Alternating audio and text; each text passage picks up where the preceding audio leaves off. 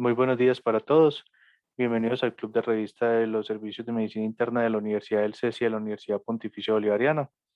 El día de hoy, como es costumbre, vamos a tocar un tema de particular importancia para la práctica reumatológica. Normalmente nos acompaña el doctor Sebastián Herrera. El doctor Sebastián Herrera no nos puede acompañar el día de hoy, o si está. Ah, no, no está, no. No nos puede acompañar el día de hoy. El doctor Sebastián Herrera es médico reumatólogo, trabaja en la Clínica Las Américas, trabaja en ART Médica y en su consulta privada.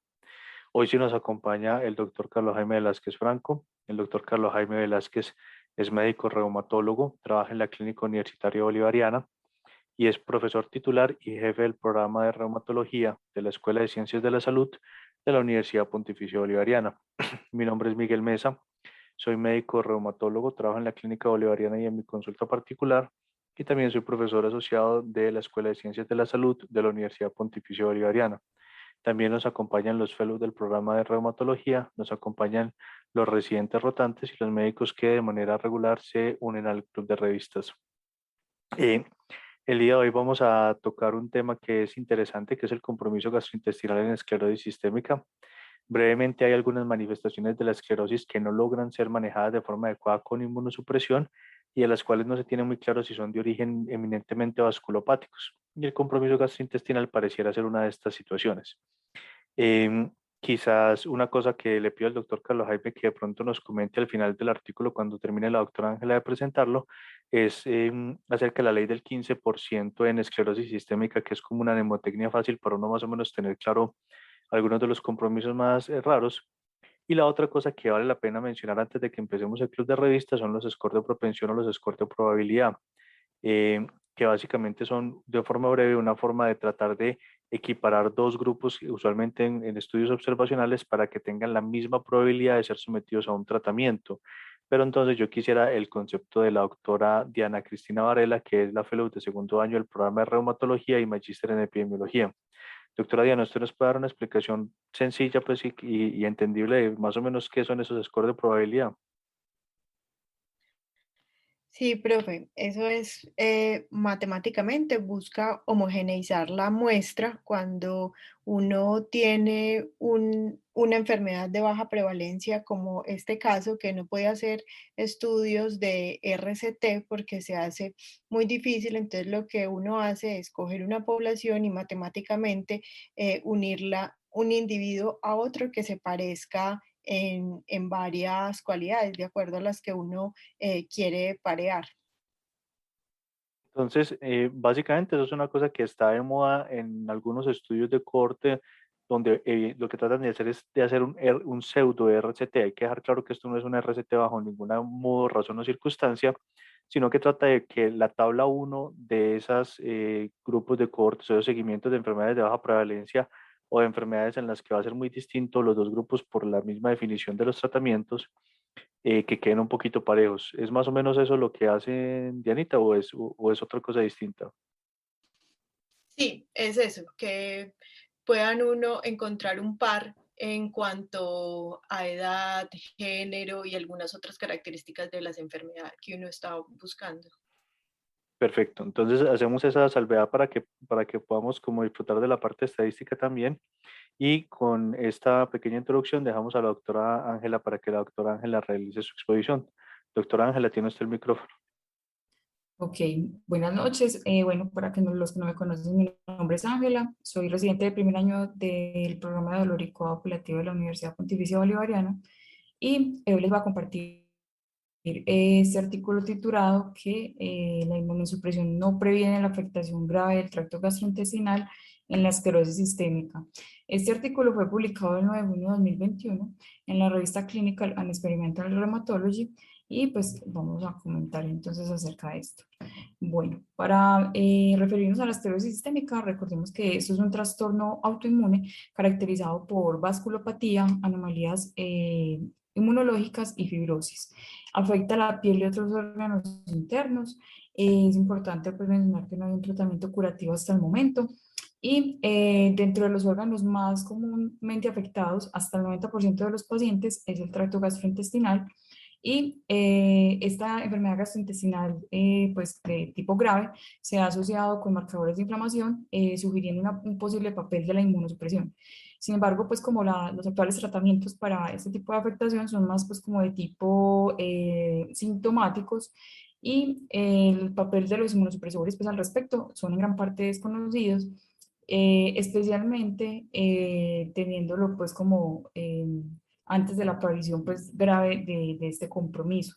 El objetivo de este estudio era determinar si en la fase inicial de la esclerosis la exposición a los inmunosupresores se asociaba con la prevención o podía modificar la nueva aparición del compromiso grave del tracto gastrointestinal. Ese fue pues como el objetivo de ellos al iniciar este estudio.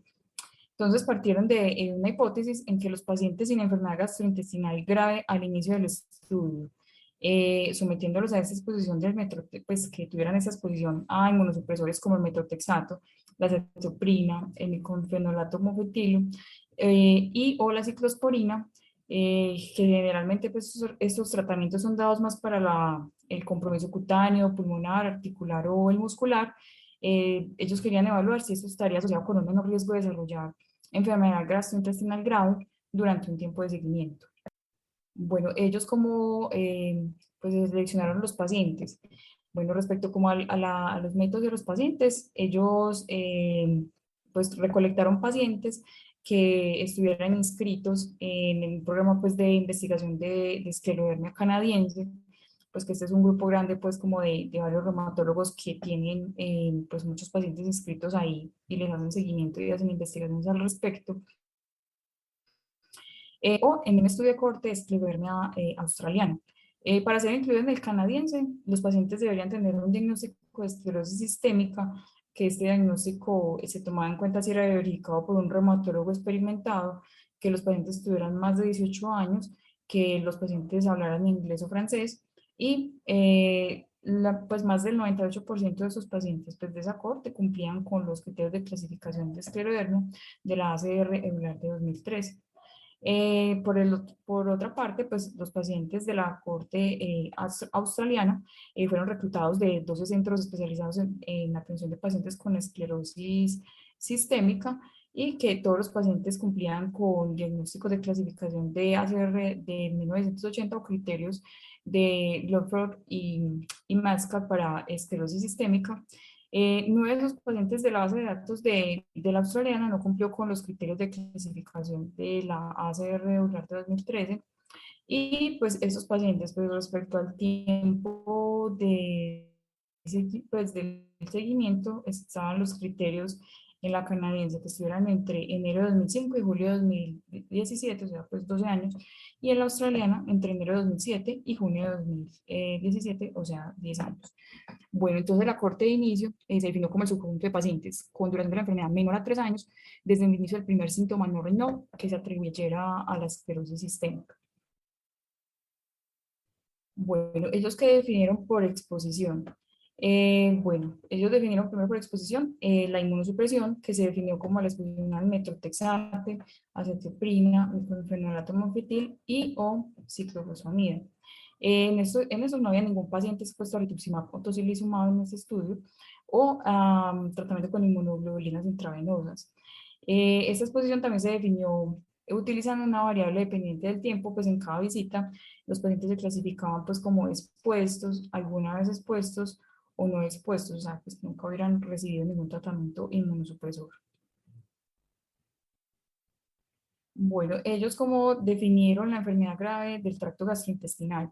Ellos tomaron una definición publicada previamente en un artículo en el año 2000, pues no fueron de ellos, pues, de estos autores, pero lo tomaron de un artículo ya publicado, y que define que se considera si el médico en las consultas informa la presencia de malabsorción, que estas preguntas de malabsorción pues es más como clínicas, de preguntar al paciente si tiene deposiciones que son difíciles de evacuar, que sean particularmente pues malolientes o asociadas pues como un halo de grasa en la taza del inodoro, que tuvieran ferritina baja sin pérdida de sanguínea, que tuvieran un INR elevado, una vitamina B12 en ausencia de una anemia perniciosa, o que tuvieran hipomagnesemia o hipocalcemia sin otra explicación pues como adecuada. Y pues en la corte australiana fue definida por la presencia de diarrea crónica en el último año y siendo tratada pues activamente con antibióticos. El segundo ítem fue la necesidad de hiperalimentación, que la definieron como la suplementación nutricional, pues ya fuera a través de una alimentación pues, regular enteral, por una zona nasogástrica, gastrostomía o una NPT. Los episodios de, pues uno o más episodios de pseudoobstrucción, los tomaron pues de historias clínicas en las que se documentara pues por el médico. Y cuarto ítem, una pérdida mayor o igual al 10% asociada al uso de antibióticos en el último año, o la estenosis esofágica, que la estenosis esofágica, pues para el grupo canadiense, fueron tenidos en cuenta pacientes pues, que requirieran dilatación esofágica, mientras que la estenosis esofágica para la australiana eh, la definió como aquellos que tuvieran evidencia por endoscopia o por un estudio con varios. Bueno, entre las covariables, pues ellos agruparon las características demográficas y del estilo de vida, pues como la edad, el sexo, la etnia, la educación. Lo recopilaron pues eso a través del autoinforme del paciente. También pues el médico registraba la duración de la enfermedad pues, en las consultas y realizaban unas historias clínicas pues como estandarizadas donde debían describir pues en el examen físico la presencia o la historia de úlceras digitales, de telangiectasias, de miositis o artritis inflamatoria y la afectación de la piel, que es pues, como otra covariable, la evaluaron mediante la puntuación cutánea de Rodnan, que es una medida validada de engrosamiento de la piel en la esclerosis sistémica, que el puntaje va entre 0, que quiere decir pues, que no tiene compromiso, a 3, que tenga un engrosamiento severo, y evalúa 17 áreas de la piel. Los pacientes en este ítem pues, se clasificaron con un compromiso limitado si la afectación de la piel era distal a los codos y a las rodillas, con o sin afectación de la cara, y tenían pues una afectación cutánea difusa si era proximal a los codos y las rodillas, con o sin afectación del tronco. Aquellos pacientes que tuvieran un diagnóstico clínico de esclerosis sistémica, pero que no tuvieran afectación de la piel, se incluyeron en el conjunto de esclerosis sistémica cutánea limitada. En cuanto a la parte pulmonar, pues ellos definieron la enfermedad pulmonar intersticial con un TACAR pues que fuera leído por un radiólogo pues como experimentado, si no se disponía de TACAR pues como por un aumento de las marcas intersticiales o fibrosis en los rayos X, o si el médico del estudio informaba la presencia de los típicos crépitos en velcro. Y respecto a las pruebas de función pulmonar, pues se definió la hipertensión pulmonar con una presión arterial sistólica de la arteria pulmonar mayor de 45 milímetros de mercurio, medido por ecocardiografía. Y también en las visitas los pacientes diligenciaron una encuesta pues, que se llama Short Form, que es una encuesta pues, que evalúa ítems pues, como físicos y pues como el estado mental, y pues va de 0 a 100, pues mientras más alto el paciente percibe pues como una mejor calidad de vida o pues o mejor estado de su salud. Bueno, respecto al análisis estadístico, pues ellos, pues el análisis descriptivo lo utilizaron, pues agrupando las características demográficas y clínicas. Las variables continuas se presentaron con desviaciones estándar, las categóricas con una presentación de porcentajes. Y respecto pues como a estas variables, pues lo que nos explicó la doctora Diana, que hicieron una, ay, perdón, hicieron una probabilidad inversa de ponderación de tratamiento, y pues con la finalidad pues de poder eso llevarlo a una análisis de regresión de Cox. Bueno, acá vemos pues la tabla 1, que están pues como todas las características basales de los pacientes del estudio y estratificados pues según la exposición a la inmunosupresión al inicio o durante el seguimiento. Tomaron pues un N de 762 pacientes, 319 expuestos y 443 expuestos. Pues vemos pues como todas las características para tratar pues como de que la población fuera pues como lo más homogénea posible. Tuvieron en cuenta pues lo de ser fumador, la duración de la enfermedad, el compromiso cutáneo, pulmonar, las pruebas de función pulmonar, las úlceras digitales, los autoanticuerpos, marcadores inflamatorios pues como la PCR, y se habían recibido pues como la previa inmunosupresión. Bueno, ya en los resultados, pues ellos inicialmente tomaron 806 pacientes con duración menor de 3 años de enfermedad. Excluyeron 44 porque de entrada pues tenían criterios de enfermedad de tracto gastrointestinal grave, y pues de esos entonces tomaron 762 pacientes sin enfermedad gastrointestinal grave, que esos 418 eran canadienses y 344 eran pues de la corte australiana. Expusieron a 319, tenían 319 pacientes expuestos a inmunosupresores con una media de seguimiento de 4 más o menos 2.6 años, y 443 pacientes pues estaban dentro del grupo de no expuestos. En los resultados, ellos hicieron pues esta tabla ajustada para los posibles confusores, y encontraron pues en los resultados que los pacientes expuestos a inmunosupresión tenían riesgo similar de desarrollar enfermedad gastrointestinal grave que los que no estaban expuestos. Pues esto pues con un HB de 0.91, un intervalo de confianza de 0.51-0.58, pues que pasa a la unidad. Bueno, también dentro del grupo de los expuestos también hicieron pues como estos hallazgos, que estos pacientes expuestos desarrollaron enfermedad del tracto gastrointestinal grave, fueron 37 pacientes, o sea, un 11.6%, y en los pacientes no expuestos pues desarrollaron 30 enfermedad del tracto gastrointestinal grave, o sea, un 6.8%, todo esto pues, durante el seguimiento. Los pacientes expuestos eran pues más jóvenes, tenían una duración de enfermedad más corta, tenían menos hipertensión pulmonar, tenían una afectación cutánea más extensa, tenían pues como una menor calificación en la encuesta pues como de calidad de vida, una capacidad vital forzada más bajo, una PCR más alta, eran más propensos a tener enfermedad pulmonar intersticial, miositis y artritis, tenían más probabilidades de haber recibido inmunosupresión antes del estudio, y tenían más posibilidad sí, de haber tenido anticuerpos para topoisomerasa 1, RNA polimerasa y menos para anticuerpos anticentroméricos. De estos, pues, de los expuestos, se vieron que habían recibido metrotexate 169, acetopina 33 pacientes, micofenolato metilo 58 y ciclofosfamida 112 pacientes. Entonces, ya pues como para ellos en la conclusión, nos indican que no hay evidencia que la exposición a la inmunosupresión modifique el riesgo de afectación grave del tracto gastrointestinal. Pues es el primer estudio que lanza una hipótesis pues como esta. Tenían algunas limitaciones pues que ellos no las describen, que ellos dicen que algunos pacientes pues que incluyeron en el estudio pueden haber tenido afectación pues no grave del tracto gastrointestinal y haberlos pues como metido ahí dentro de los pacientes con criterios de inclusión. Una enfermedad del tracto gastrointestinal grave, pues esto no fue pues como objetivamente verificado pues como más a fondo, y solamente se dio un reporte nominal de inmunosupresión, pues si se había recibido, si estaba recibiendo, pero no tenía una duración, una dosis, y las diferencias pues como estos inmunosupresores en sus grupos pues no era posible porque la muestra era muy pequeña y no incluyó pues medicamentos que se utilizan pues en esta enfermedad como los biológicos como el rituximab, tocilizumab o las inmunoglobulinas.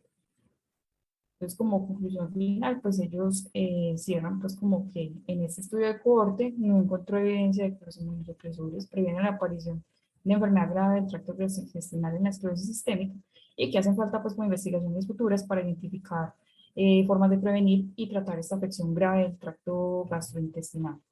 Bueno, ya con esto pues finalizo mi presentación. Doctor Diego, doctora Diana, ¿ustedes qué opinan del estudio y el contexto general de la esclerosis? Que es un artículo muy interesante, sobre todo porque en la parte del compromiso gastrointestinal, de hecho, uno de los artículos que salió en Best Practice era como buscar cuáles eran como los predictores en esta enfermedad que no se conocen, ¿sí? Entonces, esta es una buena, digamos que un buen inicio, sobre todo porque ellos tomaron un artículo donde precisamente daba el compromiso, digamos que temprano del intestino delgado, más del 97%, si no estoy mal. Entonces yo creo que es una muy buena opción y que abre posibilidades, primero, sobre todo para decir, bueno, listo, no se puede utilizar inmunosupresión. ¿Qué se puede hacer con esos pacientes? ¿Qué se puede hacer con ellos. Y lo otro es el modelo que utilizaron para poder disminuir como todos los sesgos, aunque pues la muestra es pequeña, sin embargo, pues es difícil que un paciente pues tenga una corte grande en ese sentido, profe. Eso es lo que... Dianito, ¿usted qué opina? En lo personal, a mí este artículo no me gustó, pues no sé, me quedaron muchas dudas de este estudio.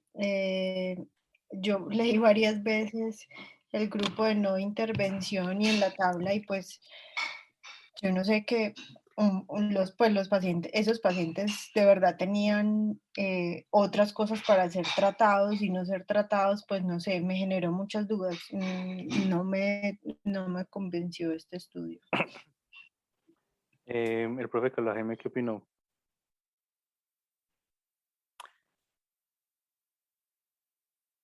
Mientras el profe debe tener problemas de conexión. Yo les voy a decir, a mí me parece que el estudio, digamos que, lo primero es que es lo que decía Diego, es una cohorte grande que es muy difícil de coger. Lo segundo es que ellos se están enfrentados a una situación estadística difícil.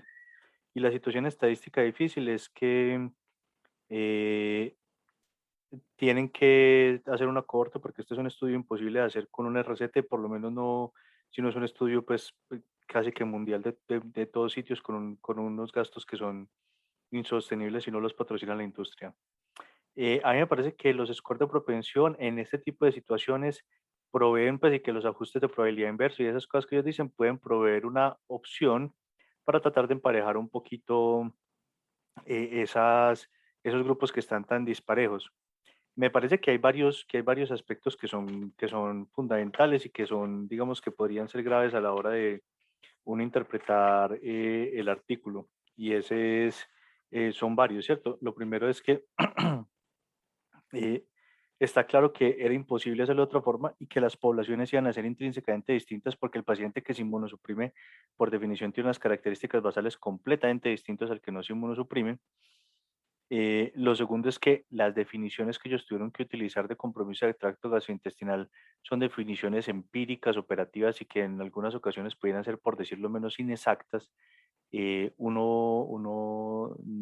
No sé, Diana, ¿a ti qué te pareció? A mí me parece que fueron muy inexactas, me parece que era muy difícil hacerlas mejor, porque estas son realmente cohortes grandes de seguimiento de pacientes en los que hacer una medición muy estricta podría ser muy costoso y no podría ser costo-beneficio, porque estos son básicamente cohortes que se van captando en la vida real. No sé tú qué opinas de esa parte. Profe, es que sí, los desenlaces eran opiniones de expertos, entonces es que yo no sé qué tan fácil sea extrapolar este grupo. Yo sé que hicieron un esfuerzo metodológico que tiene muchos pro, pero yo no sé qué tan fácil es extrapolar, pues qué validez externa tenga este estudio. Ahora, la otra cosa es que realmente, pues igual esto es un corte de seguimiento en los que uno dice, pues los que se inmunosuprimieron y no se inmunosuprimieron en la vida real no hubo diferencia. Quedan muchas dudas al respecto, porque es un estudio que obviamente tiene tantas limitaciones técnicas que no va a permitir sacar una conclusión grande, ¿cierto? Pero, Perdón, Miguel. sí, señor. ¿Me escuchan? Sí, señor, ya lo escuchamos. Le habíamos preguntado ahorita su opinión y de pronto si usted nos podía hablar de ese truquito clínico que usted enseña de la ley del 15%. Ok. Bueno, sí, con respecto a eso, esa es una publicación de 2013 del Journal of Rheumatology, pues donde ellos querían mirar el compromiso orgánico visceral grave en esclerosis sistémica y todo se acerca mucho al 15%, es decir, tienen el compromiso cardíaco, la disfunción diastólica, la presión sistólica de la arteria pulmonar por ecocardio más de 40, tener hipertensión pulmonar por cateterismo, capacidad vital forzada menos del 70%, y artritis, superposición con Sjögren y úlceras digitales y las complicaciones de las úlceras digitales, amputación y hospitalización, todo eso a un 15%. Eso es pues para uno más o menos acordarse del compromiso orgánico visceral en esclerosis sistémica. Otra cara de la moneda es que cuando hay compromiso gastrointestinal grave, la gente de Denton y todos ellos del Royal Free sí reportan respuesta, por lo menos cuando es muy grave el compromiso, a gamaglobulina. de pronto apelando a otro mecanismo de acción pues diferente de la gamma-globulina que el mismo inmunosupresor. Entonces creo que el problema de la pregunta de investigación es que parten de que eso pues es plausible biológicamente, pero creo que ningún inmunosupresor va a prevenir el desarrollo de cualquier compromiso visceral en esta enfermedad. Listo, profe, porque digamos que uno lo que empieza a notar aquí es que, pues, digamos que lo he notado, es que hay un montón de componentes que están pasando como por debajo de cuerda, que son los componentes como vasculopáticos, porque antes se pensaba que solamente era compromiso vasculopático el rino, pero ahora parece que, porque lo que hemos visto en los últimos artículos que hemos revisado al respecto, es que el compromiso muscular, por ejemplo, en la gran mayoría es un componente realmente vasculopático. Entonces uno se pregunta hasta qué punto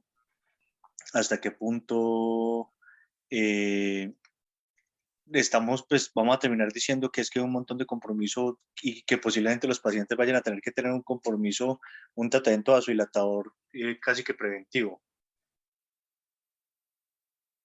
A mí eso me llama la atención, pues, o sea, que yo creo que uno, con lo que ha pasado en los últimos días, uno dice, probablemente en un tiempo estemos hablando de manejo vasodilatador estándar a todos los pacientes para evitar estas complicaciones que parece que tienen un cariz como muy vasculopático. No sé usted qué opina. Sí, yo creo que va hacia allá, pues incluso vasodilatadores específicos como inhibidores de endotelina.